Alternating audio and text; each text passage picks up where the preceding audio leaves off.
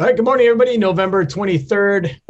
Today, I guess, is the pre-Thanksgiving edition of Around the Sailing World. And it's the back edge of a massive front here in Newport, pouring rain. And so it looks like back to fall we go around the world. So today, I think we see in our viewer here, Nevin Snow and Dane Wilson, 49er squad has joined us today. Took a little time out of their Miami sailing, and I guess we're going to see what life is on the 49er campaign circuit. So Nevin and Dane, give us a little quick rundown of what you guys are up to today and this week down in Miami. Yeah, so we just recently traveled we brought our boats from California into Miami to keep the training high with a bit more breeze. And yeah, we've been working. We have a tight-knit group of 3 boats. Our team, Dane and I, Ian Barrows and Hans Henkin, and Harry Melgus and his crew, Finn Rowe. And, you know, any day we're usually going out and working on a variety of things. Today, the last few days, we've been working on our starting. And so if right now we don't have our full-time coach here, he's in England. And so we're usually recruiting a local Miami yacht club, yacht club scene sailor to come out with us and put some buoys in the water. We'll usually do a pretty long starting line and work on, just running through the line at pace in the middle of the line, sort of big line tactical stuff. So that's sort of, what we'll be up to today. It's a beautiful 81 degrees and 10 to 15 knot northerly. So we're pretty lucky to have the bay to ourselves on a Monday before Thanksgiving. Well, it's cool. I think it's being so quiet on the Olympic front. It's hard to keep track of what everybody's doing, and it's kind of scattered, and it seems like everybody's on your own, but you have this nice little tight group that you're working with. And I saw the video that you guys put out, so it sort of prompted this. Why don't we do a quick share of the fun that you had up in Santa Cruz? We'll go look at it again. Yeah, Dane and his brother Quinn put this beautiful video together of us working hard in Santa Cruz. We went to a few other places. We also spent almost 3 weeks in the gorge working on our heavy air technique downwind. But yeah, they're really great with the video editing. All right, so if you guys can see it here, this is, I guess, over 3 minutes into, which is a nice long video presentation. And so we'll take a look, and then we'll come back to it.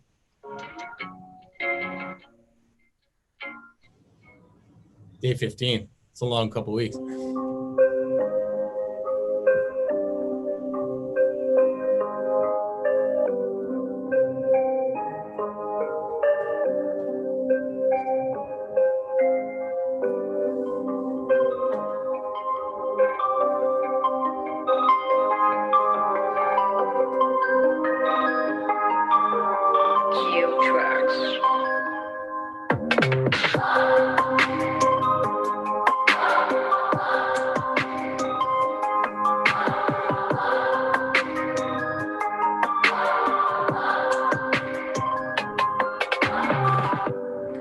I think the squad is really important for us, especially being younger, because we get to pick off the other guys' brains a lot. We all work together pretty much every single day.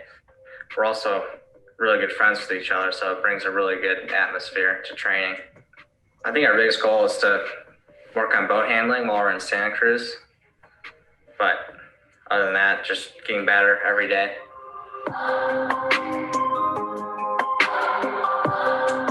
Yeah, probably try to stay motivated.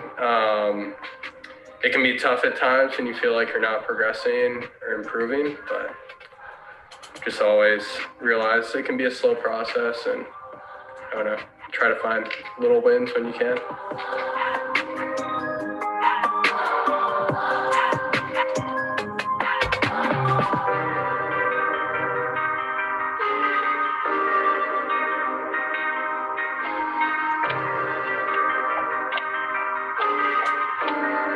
The importance of the squad is really to kind of build off of each other's ideas and really push each other to get better every single day. I'd say that the U.S. sailing team, specifically with the 49ers, every single time we train together, we get better. And we're always bringing the bottom level up. And as as each team gets better and better, the whole group as a whole gets better. And that's what you kind of see. You can see the beginning of the quad, there was kind of individuals that were good, and the whole kind of team as a whole wasn't that great yet. And then as these progress, you can see that by the time we get to the 2020 Worlds, we're all, making gold plate and doing really, really well. And then that's all contributed to us sailing together and being a team. So it's about sharing, it's about being open, and it's about having a lot of fun and joking around a little bit. But yeah, the whole point of the squad is just to build the base and have a lot of fun doing it. Being younger, because we get to. All right. Get back to my share. All right. Hey, that was a good, solid video. Well put together. So nicely done, guys. Thank you. Making it look fun. It's no fair that you guys get to go play every day, but we'll let the youngest. But man, Ian is he's aging. I think he's gotten a little closer to the razor since then. So it's pretty cool. I mean, but you guys had a lot of help up there in Santa Cruz with it sounded like a lot of people got involved with what you're doing there. That's cool. Yeah, it was really nice. I mean, it was kind of like a last minute thing to be able to get there and have housing and have coaching, and the whole Santa Cruz community was super nice, and got to stay on a boat, stayed on a couple random people's doorsteps, but it was really nice and the conditions were epic. So, I mean, it all worked out pretty last minute, but it was a great kind of first real training camp back after quite a long time not sailing in quarantine. So it was awesome. Yeah, sleeping on boats and doorsteps was like old school campaigning, huh? A Yeah, little bit. We went from there we lasted maybe 10 days in tents at the gorge. Yeah. It was tricky to find places where we could launch our sailboats as a group where we weren't members and there weren't large restrictions. We created our own bubble, so to speak, where we weren't bringing anyone in or out to keep our coronavirus risk down.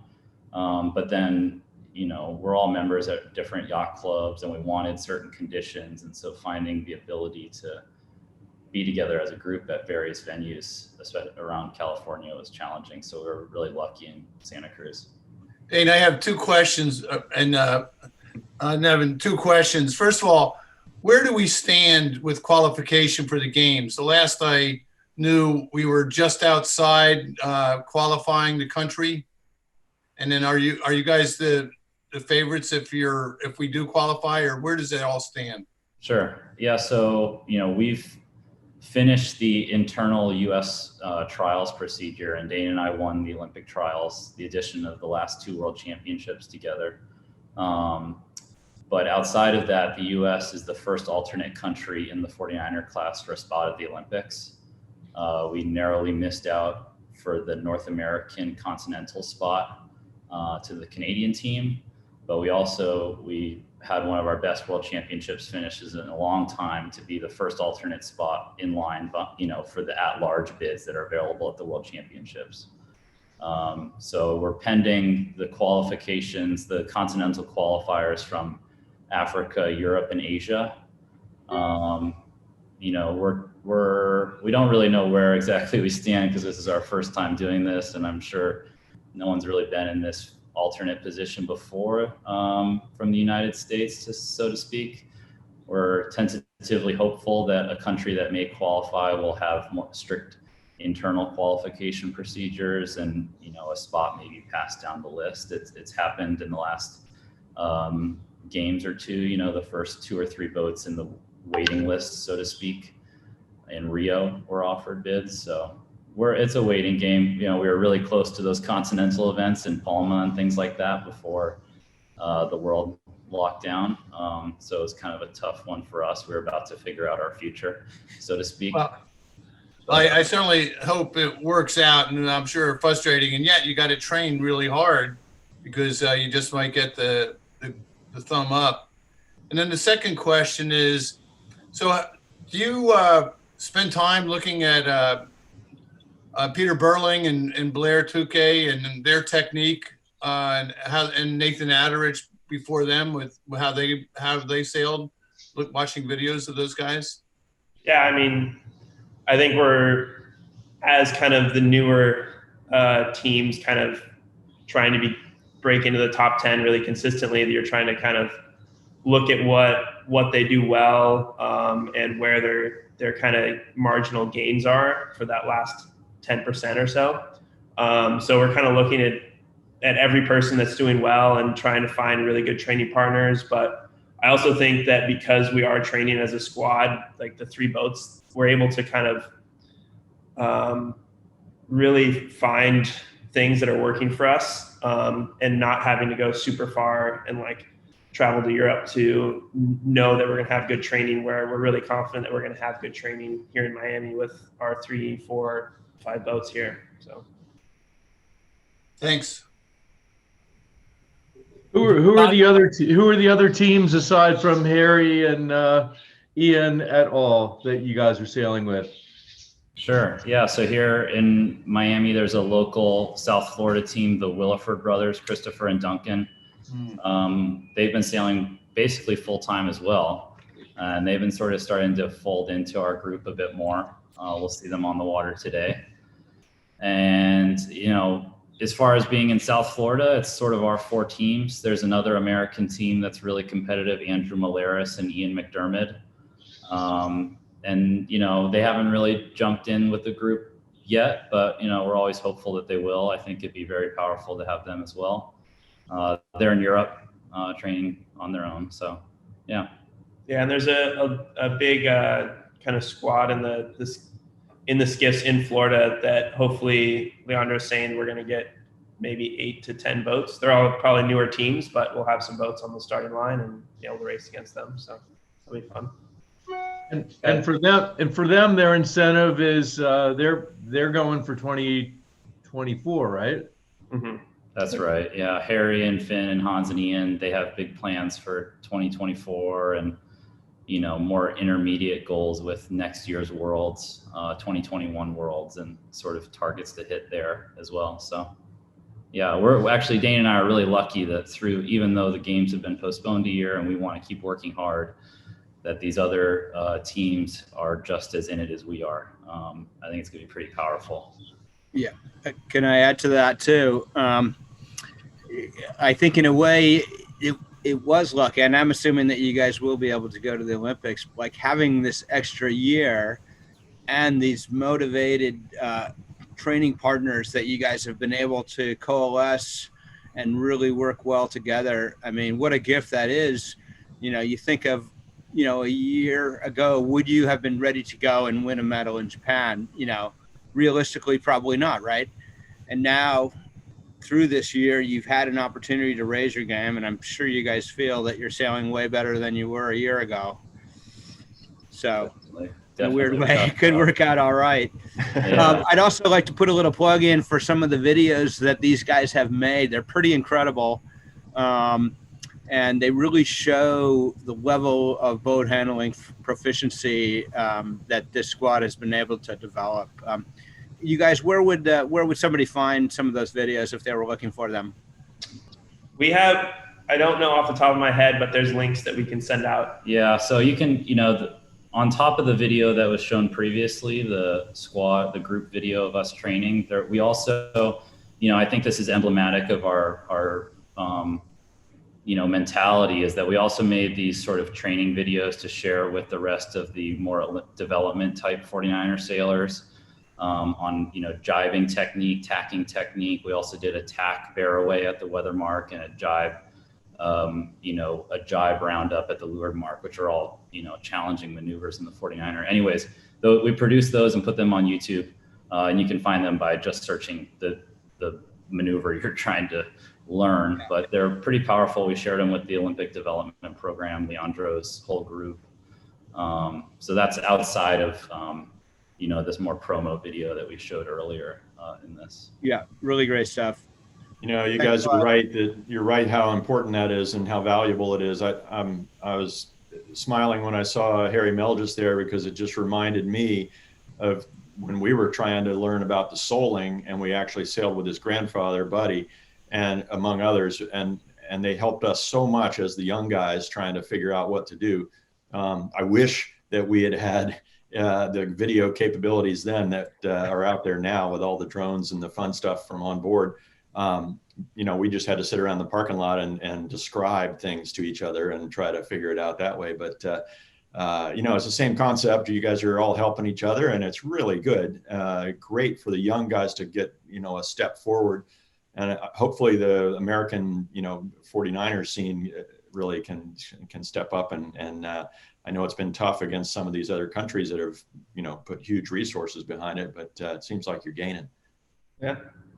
Definitely. Yeah, it certainly feels like you're saying, it's pretty validating, feeling like we're sort of doing it the quote unquote right way by making sure everyone feels really inclusive to our group in America. And I think it's showing itself in the results. Just 2 years ago, we were all in the 40s at the World Championships. And this past year, we had 5 boats in the top 26. So it feels like we're moving in the right direction. Yeah, definitely. Good.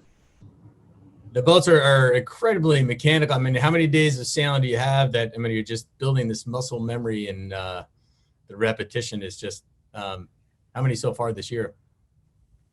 So far this year, we're probably getting closer to 120, 130, 150 right now.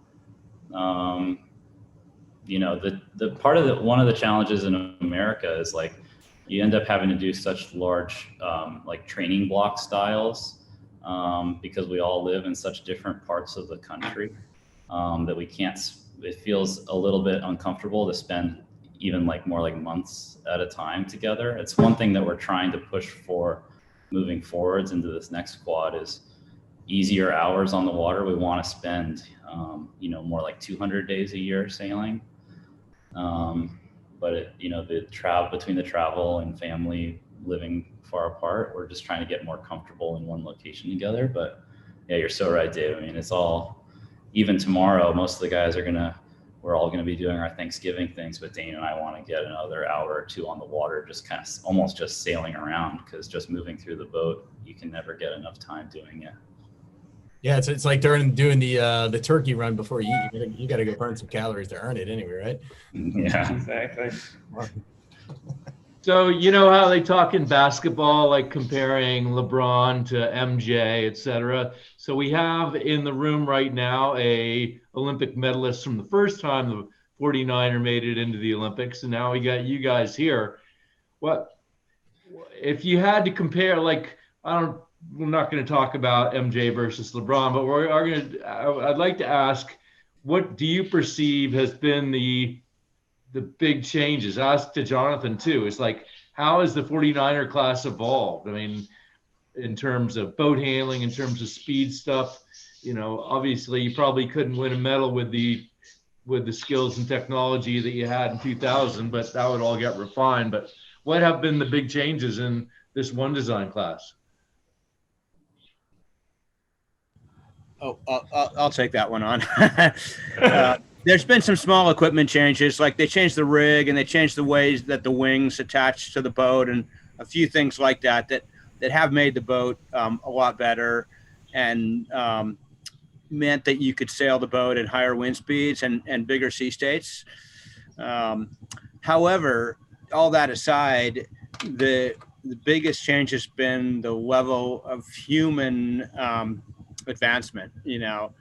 That when Charlie and I were sailing, we were pretty good against the group that we were sailing against, and all of us had only been sailing the boat for a couple of years. It was just that new. In the following 18 years, it's really amazing and those videos are a good example of just how polished and professional these guys are compared to where we were. So the boat handling is miles ahead. Their speed skills are way better. They can sail in a lot more wind and bigger waves than we ever could. And I think the question that we don't know is on the tactical side. Have there been similar advancements, or maybe that's really where the game is going to be won now. That the whole world has gotten to a really high level of boat handling and speed skills, and it's like, okay, maybe Pete and Blair are winning not because they're fast or because they don't tip over, but because they're knowing where to start on the line. They're just that little bit better on the way they manage the corners, and that sort of subtleties of tactics. I think that's what you're going to see in Japan. And I'll let the young guys follow up on I think it's tough for us to have a little bit of that perspective because we're still pretty new in the boat comparatively, but I think it's certainly, for instance, when we were in Santa Cruz, we were really lucky to have so much support, and Trevor and Tina Bayless were out there supporting us on the water when we didn't have a U.S. sailing coach around. And Trevor was always talking about how impressed he was because, like, when you go for a jibe, for instance, and you're in the back of the boat, you're all the way down on the trapeze wire. Sometimes you can barely even touch the toggle, right? You can barely touch the cleat. And nowadays, as the skipper and crew, you just fling yourself into the boat and you don't ever raise up on the wire coming in and out of those jibes. And so when you're coming to the new side, you're having to clip in on this trapeze wire that basically has you like below the water line of the boat. You're just skimming the water. And so Trevor was always like, you guys are so, I feel like he wanted to tell us like not to do it, but at the same time he was impressed, so lots of little things with just, you see videos of Peter and Blair and Nathan Outteridge working on these things for the last few years that it just becomes second nature when you're just learning the boat to try it. So, human advancement's one thing, but just the knowledge that there's a possibility to sail the boat at an even higher level, I think that's kind of where you end up pushing yourself. So yeah, it feels, rewarding to have that perspective, I guess. The boat is just a lot of fun at the high wind range, but you also got to preserve your bodies and your ankles and your back and everything like that. I mean, is there a point where you want to go for a rip, but you have to take care of yourself too? Yeah, actually, when was it? 5 days ago, we were all gung ho to go sailing, and it was probably 27, averaging 24, something like that. And we all put our sails up, and the boats were kind of bouncing off the dollies, and we had Nevin and Leandra go out in the coach boat, and came back, and they're like, this is not a smart idea. So took the sails back down and called the rest day. Yeah. When you need a third person to help hold the boat down just to put the sails up, sometimes you start looking at each other. It's not going to be a productive day. Yeah, maybe. Cool. Well, I mean, it's a good journey, man. And we're certainly jealous you get to get a good sail high performance boats for so many days a year. It's super cool. Yeah. Appreciate being able to share it with you guys. Yeah. And so, Jonathan, you're not in Seattle anymore. No, I wouldn't be sitting outside on my front porch in Seattle. Our family is doing our Thanksgiving in Palm Springs, so that's where I'm at today. Oh, there you go. All right. I drove down here from Seattle, which was a really nice drive. Excellent.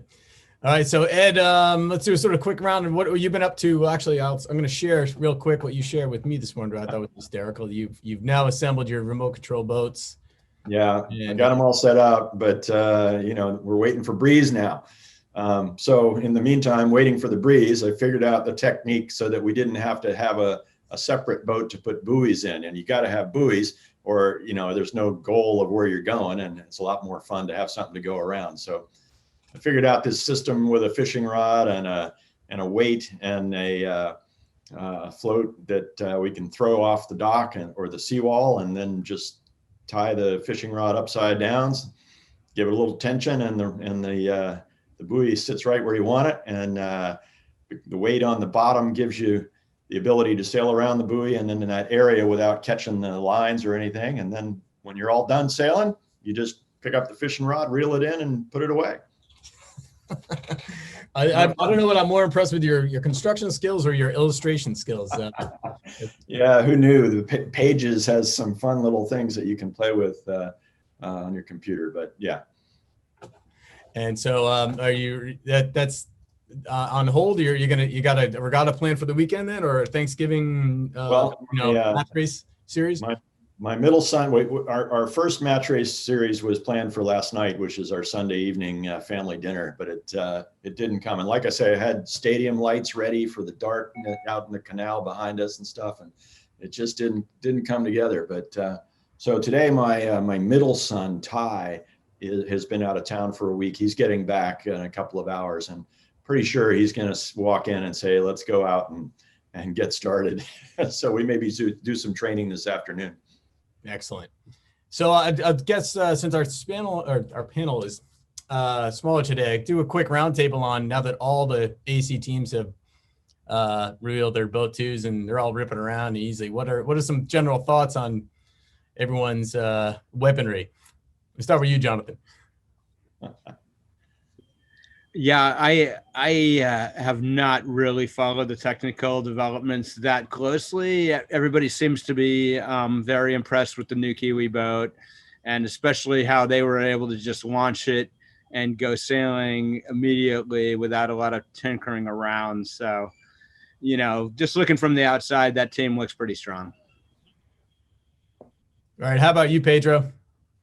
What's interesting to me is that as Dave knows, he assigned me to do an article for Sailing World, which is in draft form now, and it's been really fun to do. It's on the evolution of the weather teams in America's Cup World, Weather World, as we call it, on an America's Cup team. And in the process, I've talked to a lot of members on the teams, and it's interesting how the tactics and the boat handling and just the nature of these boats changes the weather the weather team's world, and what's important information, what's the question of the day that the weather team solves. But one of the tidbits that came out when I was talking to some member of some team along the way was the fact, and I think even the Kiwis did, is like they launched their second boat, and then in the old days, Gary, we would have been, this is great, finally we have two boats to go two-boat testing. And they go, gosh, we don't have enough sailors and we don't have enough resources, and we're just going to keep sailing one boat and our instruments are good enough. Or maybe the truth is there's still just, sort of like in 49er world, still just learning how to sail the boat so much that the real gains aren't in, Cunningham on a quarter of an inch or not. I don't know if these boats even have Cunninghams, but more on how to do a 3/4 speed foiling tack, when you hit the wall, and then be able to go back again and nail the other guy. So that to me is fascinating, is that I think in some ways these guys are way behind where you'd be in a normal America back in the old days campaign. But in fact, it's the nature of the beast that causes it to be that way. And the one boat program is the way it is. So, the wild thing is these guys are going to come into the starting box for the first race of the trials. They've never started against another boat. They probably start against a chase boat or something, but this is going to be fun to watch. So on the weather side, real quick, I mean, that's sort of the whole point, right? You got to declare your wing setup, days ahead. And you're not looking at clouds. You're just sort of looking at overall patterns, right? So from the weather guy, is it just sort of like, what's, big picture, what we're looking at 4 days ahead? Yeah, well, you'll have to wait and read the article, Dave. But he gets to edit it. The rules are that you have 5 days before the start of a round, and the rounds are the Prada Cup and the semis and the match. They range from a week long to, so that's 12 days. You're 12 days out in forecast world trying to predict your mode when you're configuring your boat. So all those things like what wings and configuration gets fixed 5 days before the round. And so, that's not unlike previous America's Cups where you had to do a bit of long and medium range forecasting.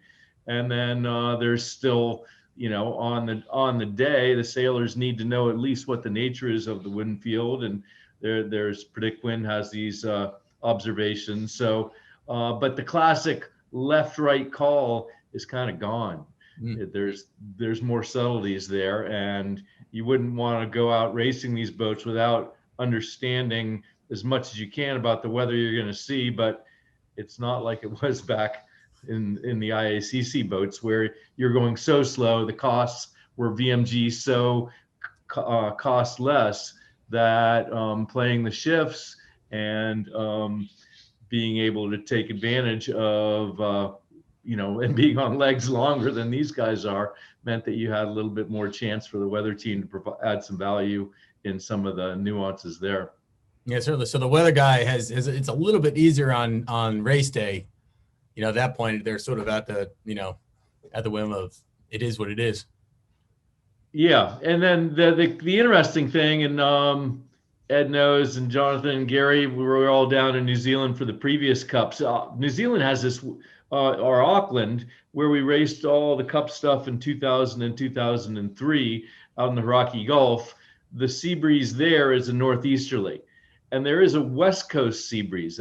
Auckland's sort of an isthmus and a narrow place in the North Island. So the west coast sea breeze actually has a little bit more horsepower for a number of reasons than the northeast sea breeze does.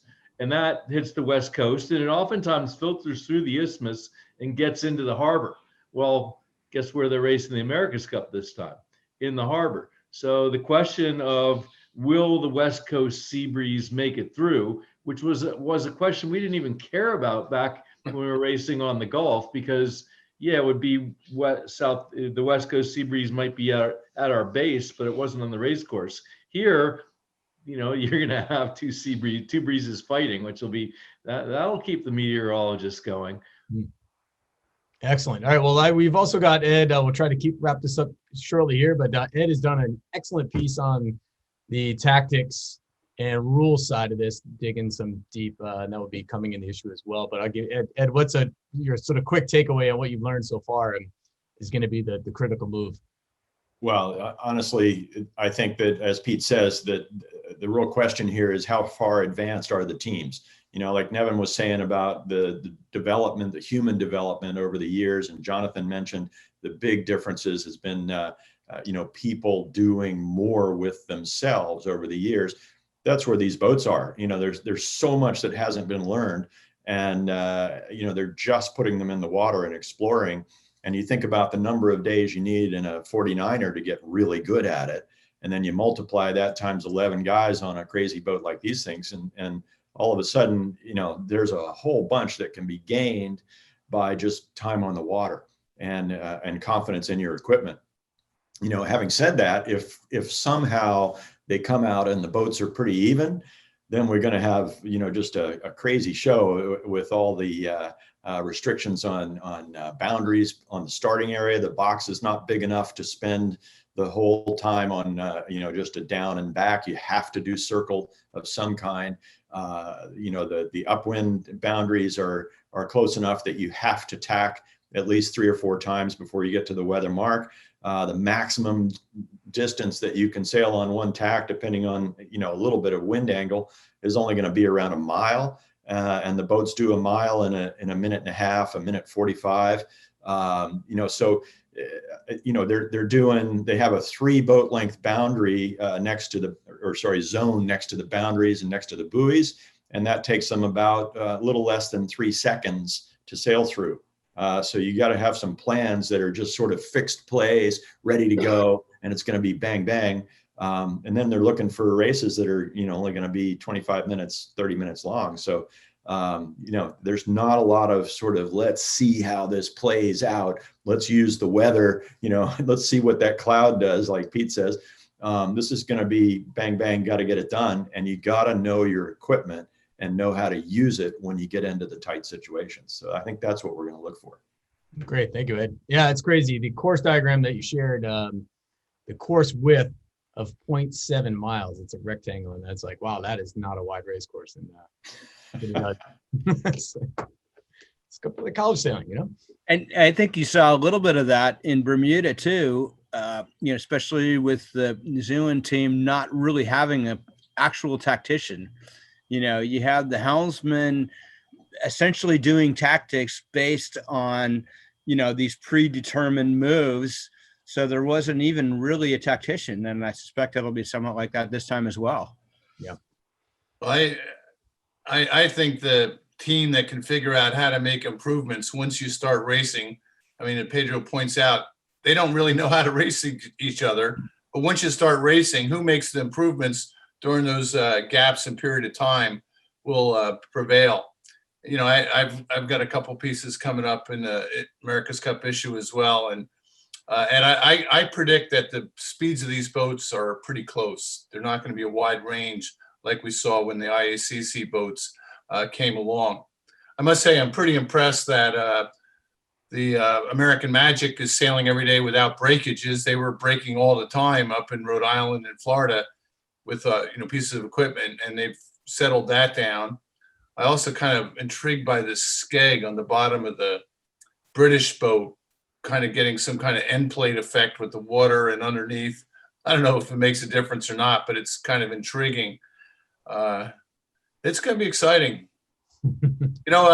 Dave, you're looking at three of us here that have done an awful lot of commentary on television for the America's Cup, and we probably should crank up and have some commentary with this group every day during the Cup when the match happens, because you'll get a lot of insight, a lot of experience here. Sounds good. All right, how about the two youth? What do you guys think of this game? Maybe you're too busy, too head down to pay attention. Youth, are you talking about to me or? Go ahead, Jerry. Sorry. Yeah. I don't think we're going to pretend to be America's Cup experts, but I mean, certainly one thing that always seems to catch my eye is the difference in a little like Gary was talking about, the end plating underneath the hulls, as well as, the stark differences in sort of the freeboard design, the designs on the sides of the boats and how the crew are manipulated and situated there. The New Zealand boats come out and it looks like they're all in these sort of channels down the outermost edges of the boat. And, some of that stuff's got to play into a huge amount of the aero effects, is how, we saw in Bermuda how they were able to tuck into their cycling position and really lock into their modes there. So I don't know. Head down. That's right. Okay. All right. Well, you guys got to go sailing, and the rest of us got to get back to work. Or Jonathan, you just get on or something. I don't know what you do out there in the desert, but it should be fun. All right, everybody. Great to talk to you. Thank you, guys. Have a great day sailing. We'll catch you back. Thanks, guys. Good luck to you guys. Thank you. Thank you very much. Good luck. Say hey to Ian for me. Sail fast.